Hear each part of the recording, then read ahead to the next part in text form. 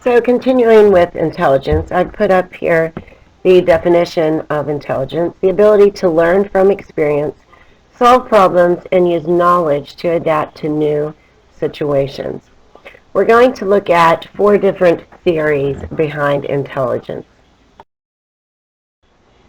The first theory was proposed by Spearman.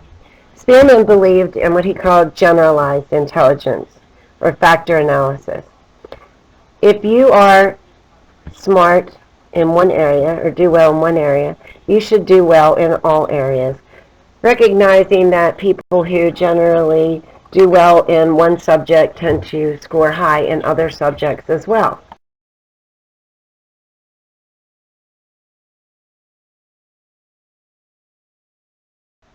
One with generalized intelligence, Spearman said they had the G factor. My example of someone with the G factor would be Jim Halpert. I love The Office. So Halpert is funny, he's cute, he's thoughtful, loving, smart, and athletic. So he's well-rounded, and to me has that G factor, or generalized intelligence. Howard Gardner disagreed with Spearman.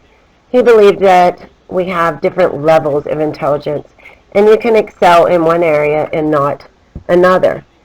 He believed that people didn't have just one basic general intelligence. You don't have to do well in everything. He used a condition called savant syndrome to support his theory of multiple intelligence.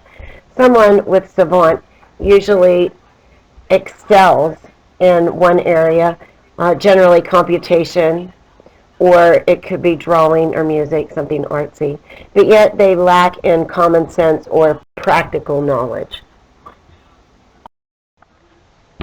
The movie Rain Man is a great example of savant syndrome. It was based on a real-life man by the name of Kim Peek.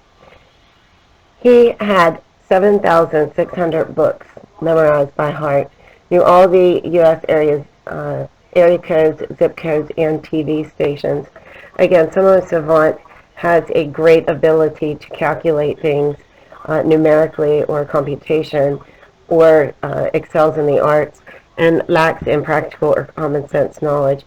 Take a minute and pause the video and look at the clip from Rain Man.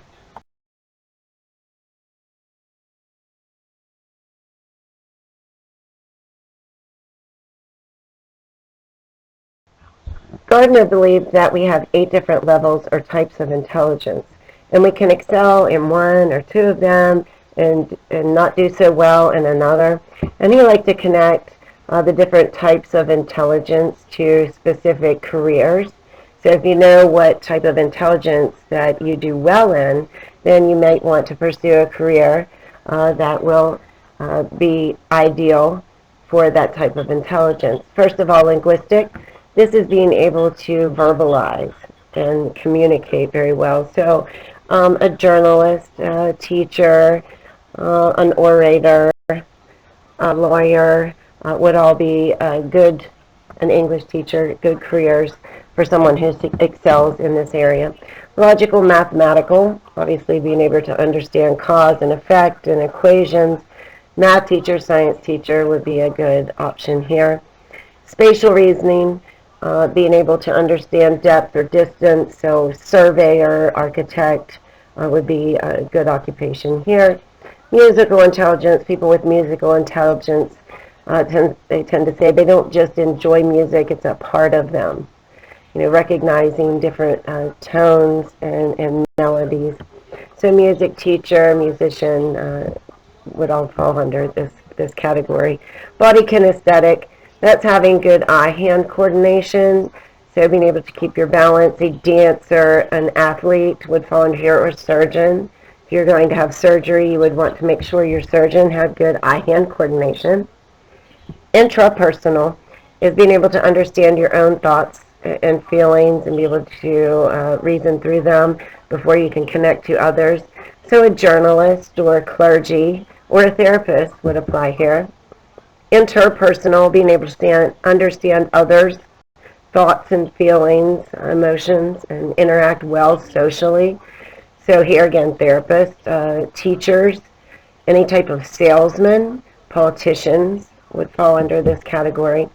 A naturalist, understanding the natural world, whether it's plants, animals, constellations.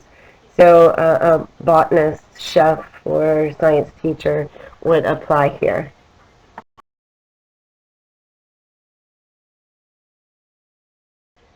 The most widely accepted intelligence theory is the triarchic theory, tri for three. Robert Sternberg believed we have not 8 different levels, but 3 different levels of intelligence. First of all, they are number 1, analytical. This would be your academic knowledge. Creative, this would be being able to problem solve and also including all of the arts. In practical knowledge, this is common sense. You know, a lot of time people will excel in academic knowledge but lack in this practical or common sense knowledge. And finally, the social and emotional intelligence. Cantor and Kilstrand believed that social intelligence is very important. This is understanding how to act appropriate in a social setting. You may have been in a group before and someone says something and you think, why would anyone say that in front of others? In that case, someone would be lacking in social intelligence and not be able to act appropriate or interact appropriate in a social group. Emotional intelligence, on the other hand, is our ability to understand others' feelings, their facial expressions, their body language.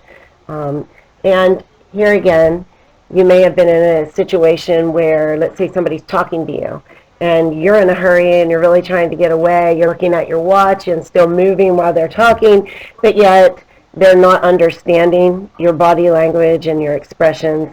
Therefore, they would lack this emotional intelligence.